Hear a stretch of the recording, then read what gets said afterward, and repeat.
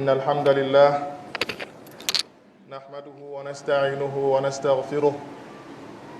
ونعوذ بالله من شرور أنفسنا وسيئات أعمالنا من يهده الله فلا مضل له ومن يضلل فلا هادي له وأشهد أن لا إله إلا الله وحده لا شريك له وأشهد أن محمدا عبده ورسوله صلى الله عليه وعلى آله وصحبه ومن تبعهم بإحسان إلى يوم الدين أما بعد فأوصيكم ونفسي بتقوى الله تعالى ومراقبته في السر والعلن قال تعالى يا أيها الذين آمنوا اتقوا الله حق تقاته ولا تموتن إلا وأنتم مسلمون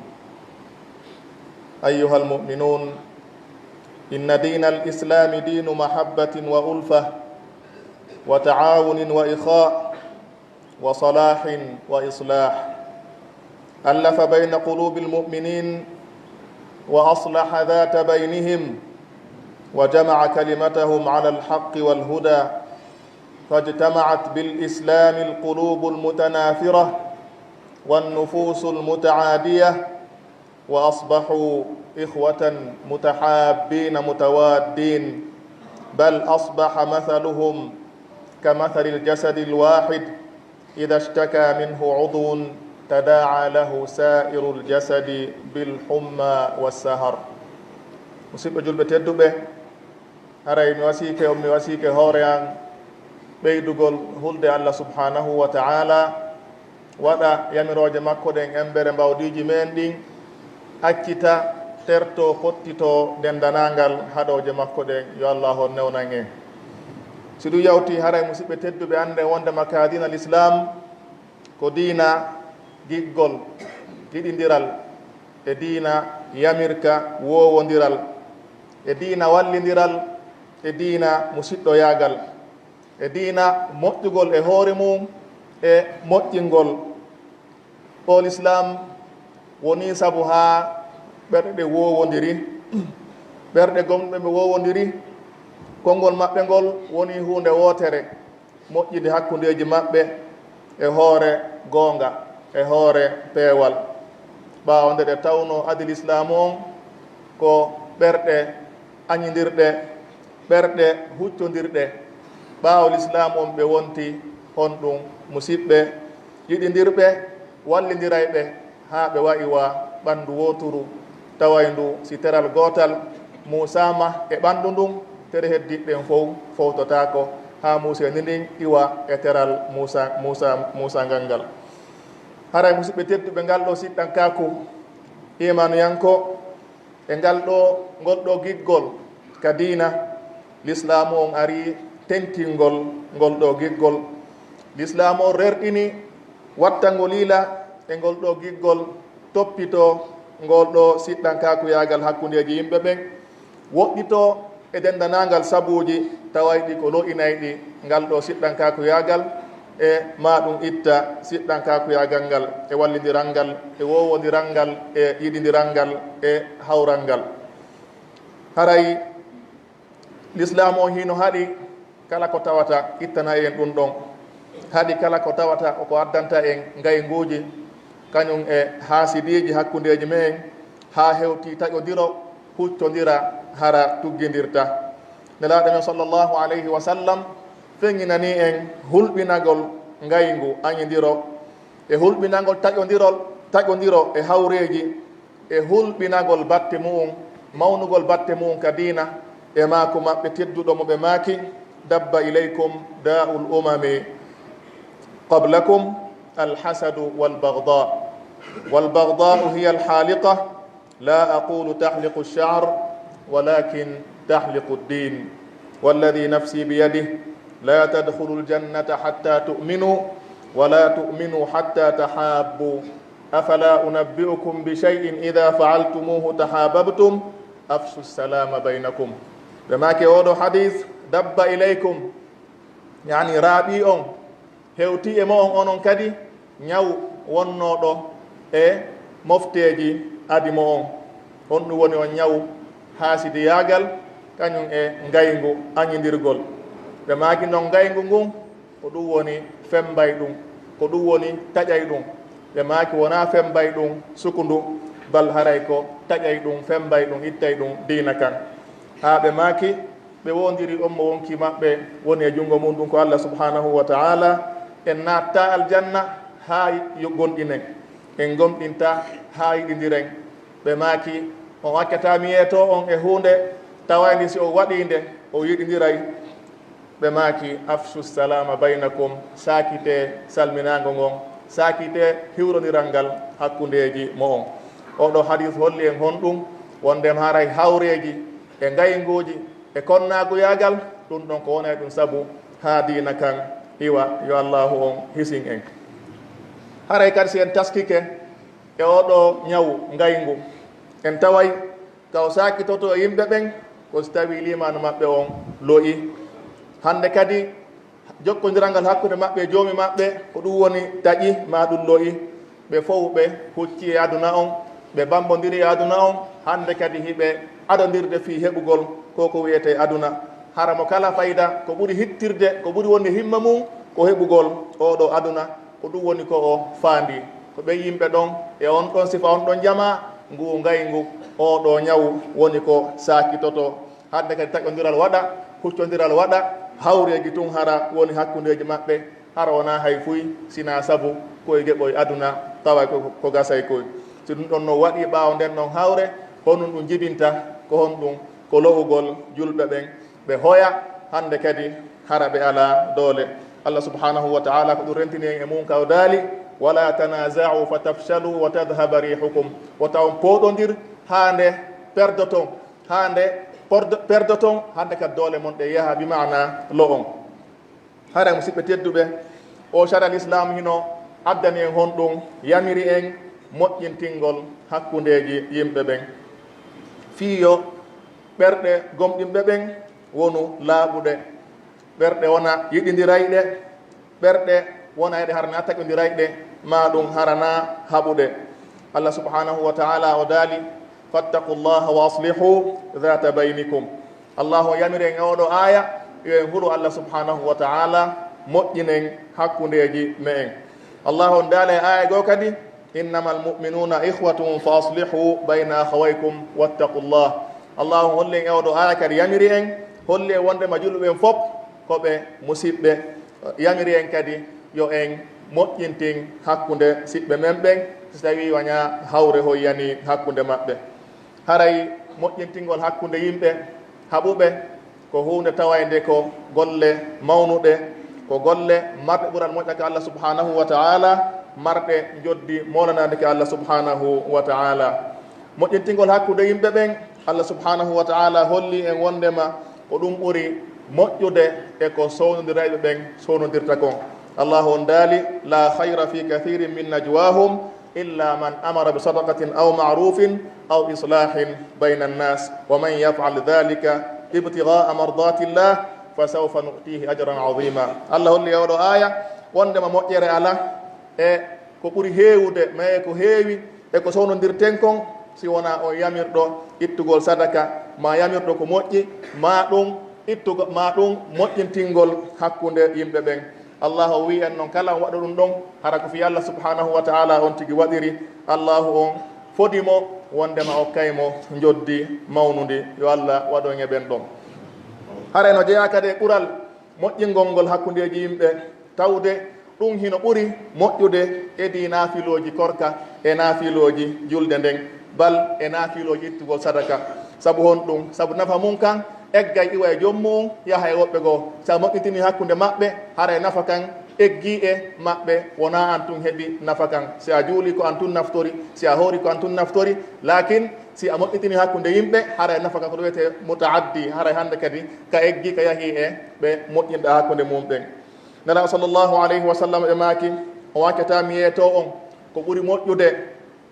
e hoorugol ka naafugol hoora e ko ɓuri moƴƴude e naafiloji julde e ko ɓuri moƴƴude e naafiloji ittugol sadaka ɓe wii aha kay ɓe nulaaɗo Allah sallllahu alayhi wa sallam nelaaɗo maaki hon ɗum islahu dhatil bayn moƴƴintingol hakkunde yimɓe ɓen tawa yimɓe no haɓi ino huccodiri wakkiloɗa ha Allah waɗama sabu moƴƴintina hakkunde maɓɓe ɗum ɗon hiro ɓuri moƴƴude edi naafugol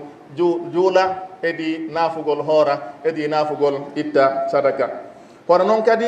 kanko moƴƴinowo hakkunde yimɓe ɓen on haray ko ɗum woni o itti sadaka ga e wonki makko nelaɗo sallllahu alayhi wa sallam ɓe holli en e hadis wondemamo kala e me en nde daway tawa teral makko be teral hino waɗɗima ka o itta e mum sadaka sabu on ɗum ko Allah subhanahu wa taala hisini tere makko ɗen o fini e hoore jankon ha ɓe maki hon ɗum kullu yawmin tatlu fihi shams taadilu bayna ithnayn sadaqa ñande fini weeti wo si a moƴƴintini hakkunde yimɓe ɗiɗo a nunɗi hakkunde maɓɓe hande kadi aray a heeɓi baraji ittuɗo sadaka hino jeeya kadi ko holta en ɓural moƴƴingol hakkundeji yimɓe ɓen tawde nelaɗo men sallllahu alayhi wa sallam hiɓe dagini fenande e piigi tati no jeeya e majji honɗum moƴƴintingol hakkunde yimɓe ɓe maaki honɗum laysa alkadabu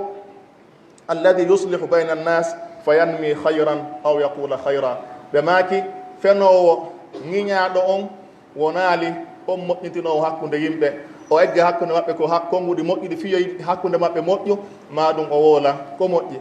si ɗandi kaari no haɓi yeytoɗa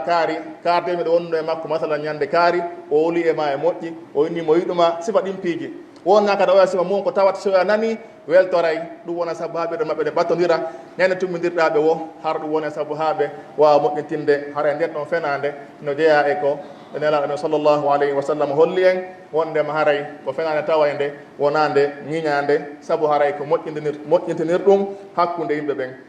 kono noon kadi no jeeya e ko hollata en ɓural kañum moƴƴintingol hakkunde yimɓe ɓen so tawi an moƴƴintinowo on a haton guini e naffugol jawdi fiya moƴƴinti hakkunde yimɓe hakkunde jama haɓuɓe a ñawlike a waɗi dépense fi ɗum ɗo yo moƴƴu haray hiɗa jeeya e hon ɗum okketeɓe zakka on allahu on daalika aya tedduɗo wona andirɗen noon innama sadaqatu lilfuqara'i walmasakini walamilina alayha walmuallafati qulubuhum wa fi rriqabi walgarimin garimina ko homɓe ko façon ɗiɗi ñawliɗo sattira ala ko yoɓira okke ka zakka fiyo yoɓiti ñamande mum nden ɗimmon ko on ɗum ñawliɗo fiyo moƴƴitti hakkude yimɓe ɓen hay so tawi noon ko patron jo marɗo jawdi haray himo hana jonnede jawdi zakka ndin ɓeri konko dépense ɗon fi moƴƴintingol hakkude yimɓe ɓen ɗum ɗo fof haray ko hollugol en hon ɗum hettugol moƴƴintingol hakkude yimɓe yo allah o waɗu en moƴƴuɓe moƴƴinaɓe hakkudeji yimɓe haray musidɓe tedduɓe en fo rerɗen tiɗɗe e nde ɗo hunde wonugol moƴƴuɗo e hoore mum wona kadi moƴƴunowo hakkude yimɓe hara on tigi yawaali e ɗum ɗon hay fuy hay moƴƴintingol hakkude paykoye haɓu koye ɗe gandi paykoye hino haɓa si rentaka ɗum ɗon laya janɗa ha ɓe duumoda e mum ha say ɓe mawni hara ɓe mawna koɓe haɓuɓe koɓe taƴodiriɓe ɗum ɗon hara yon tigi wattu yili moƴƴina hakkude gila e paykoye koye ha hakkudeji e sonnaɓe kañum e modiɓɓe mum kaɓe nguureji hakkude siɓɓe hakkude yiɗidirɓe hakkude kawte hakkude wonaɓe gollidede ɗum ɗo fof kala ka on tigi andi fitna no woni hawre no woni yo on tigi waɗu feere on tigi ñippa ɗum ɗon saabu on Allah subhanahu wa taala no fodimo aray joddi mawlanadi haray hino jeeya e du'aji mawnuɗi ɗi yantanen e ngal ɗo dambugal du'a o mo sahabaji tedduɗo maki teddo Abdullah ibn Mas'ud radiyallahu ta'ala anhu mawdutuna o maka اللهم ألف بين قلوبنا وأصلح ذات بيننا واهدنا سبل السلام هراي أو دعاء den hato ngine makko ka wonde wo yo Allah on feppindi berde men de wowindira hakkunde majje yo Allah moƴƴin hakkundeji men yo Allah on fewnu en e laawi kisal أقول قولي هذا وأستغفر الله لي ولكم ولسائر المسلمين من كل ذنب فاستغفروه إنه هو الغفور الرحيم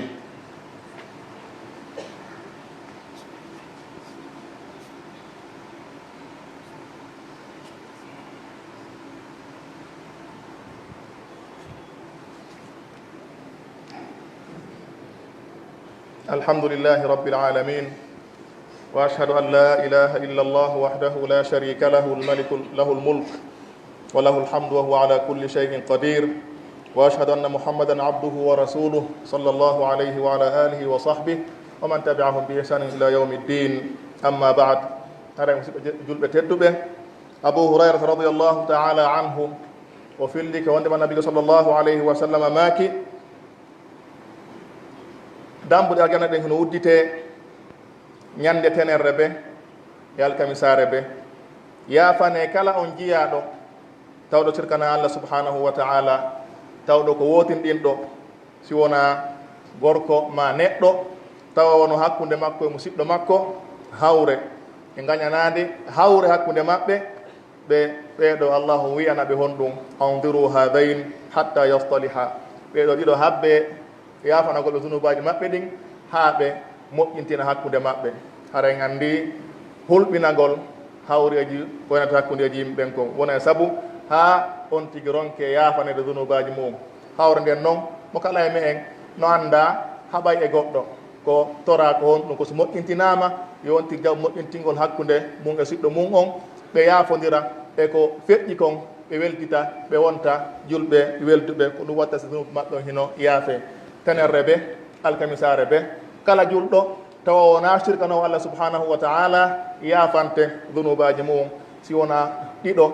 tawɓe hino haaɓi ɓeɗo wiyeteɓe habbe taho ha sa ɓe moƴƴintini wo on tuma noon ɓe yaafane zunubaji maɓɓe ɗi haray jaka seede me en haray musidɓe tedduɓe wakkiloɗen en fof wonen moƴƴintinayɓe hakkudeji me en itten kala sabuji ko waddata lurral hakkudeji me en si en waɗi noon haray hande kadi ɗum wona e saabu ha ko heɓeten doole ha ka avancé wawen enen kadi yarude yeeso si en daari mofte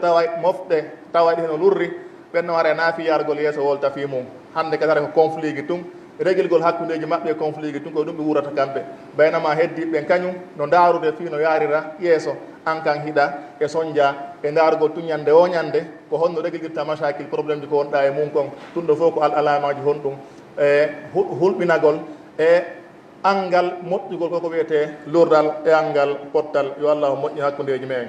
haray an moƴƴinowo on noon hakkudeji yimɓe ɓen hiɗa hani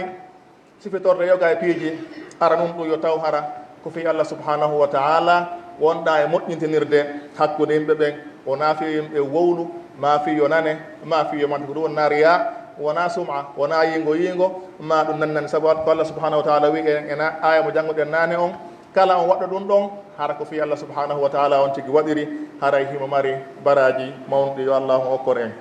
no jeeya kadi e neediji kañum moƴƴintuno hakkudeji yimɓe ɓen yo taw hara ko o ñeeñuɗo waɗowo doyi hande kadi hara kadi ko surrowo arɓe yewtugol hakkude ma ɓen foti ko aden e mawdi mum ma aden e ɓeygu mum ma aden e mawɗo mum ma aden almuhim haɓɓe arɓe worgol ɓe wonɗa yewde hakkude mum ɓen kala ko ɓe yewti yo taw hara ko hakkude mo heƴata wona wolgol ɗo ha gasa moƴƴina hakkude maɓɓe immo yaltoya e sakatugol gundoji maɓɓe ni ko ɗum ɗo waddunoɓe ɗum ɗo ko haray no jeeya e ko saria on woni ko newna saabu haray koyo en nunɗu no wirɗen noon sowdo o hay goto e men faalaka wirtede haray wona yon tigui wirtu heddiɓe ɓen kadi ko yon tigui surru arɓe ñawogol ka makko ɓen ha o moƴƴintini hakkude maɓɓe o awa ñawdowo merci jon o surra e nawnare nden o ñawdane ha nde ndikka won noon kadi no jeeya e neediji sulhu o moƴƴintingol ngol yo taw hara hino feppodire ko chari al islam on yamiri kon hara fawata ko e sulhu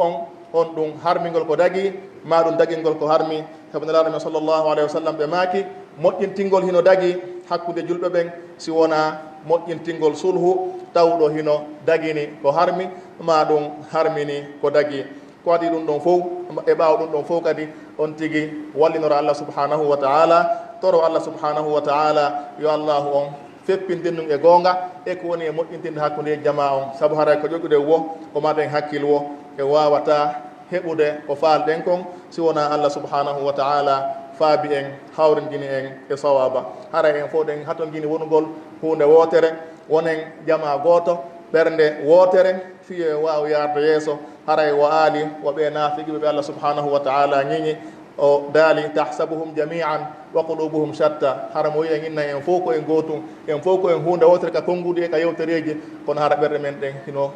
huccodiri mo kala si heeɓi haaju hara hay goto haajaka e haaju on tigi on waɗata fiyo huntanmo haaju makko mayo antimmo e ande makko nde woni e mum nden yo allah on feppindi ɓerde men ɗen